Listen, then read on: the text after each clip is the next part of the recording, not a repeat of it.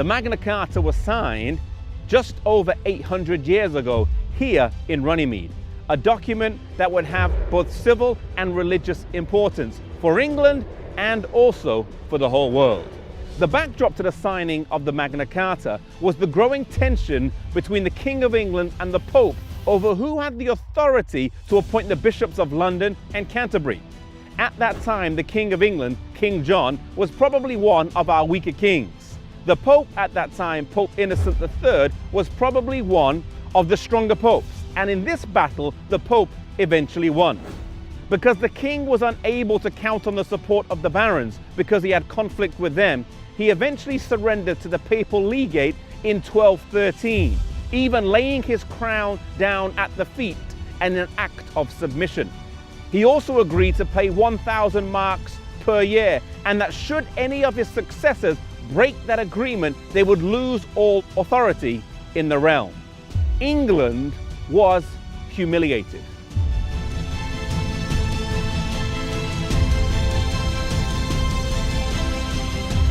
The barons were stung into action.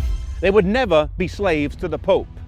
The issue of national sovereignty and the exchanging of money for spiritual benefits was at stake. They feared, and rightly so, that this could be one step in a course of events that would lead the Pope to setting up who he wanted to on the English throne, overreaching his authority into national matters. These were some of the main reasons why Magna Carta was signed on the 15th of June, 1215.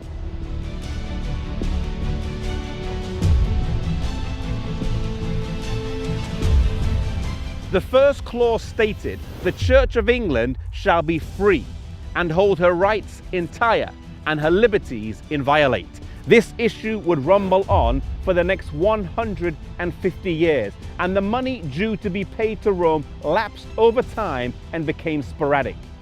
This was one of the main reasons of John Wycliffe's early disagreements with Rome.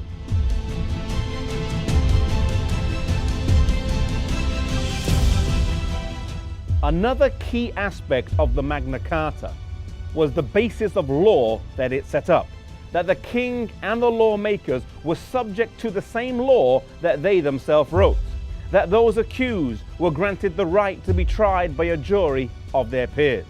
These, among many other clauses, form the basis of law and justice as we know it today. Many of the principles of Magna Carta form the basis of the US Constitution and the Bill of Rights in America. In fact, this monument here was paid for by the ABA, the American Bar Association. Today, there are 4 remaining original copies of the Magna Carta.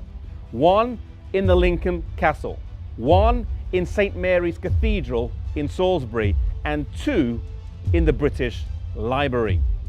The principles of Magna Carta, which live on today, stand to us as a testament that we should cherish our civil liberties, that we should protect our civil liberties, and that we should use the time that we have now in the spreading of the gospel while we have the ability to do so.